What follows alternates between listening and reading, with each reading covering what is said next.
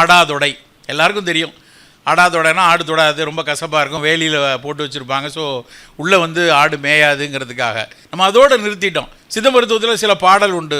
ஆடாதொடையினால் பாடாத நாவும் பாடும். ஆடாதொடையும் வெறுமனை ஆடாதொடை, அதிமதுரம், மிளகு, இந்த மூணையும் வந்து லேசாக தேனில் வதக்கிட்டு தண்ணி ஊற்றி கஷாயமாக கொடுப்பாங்க.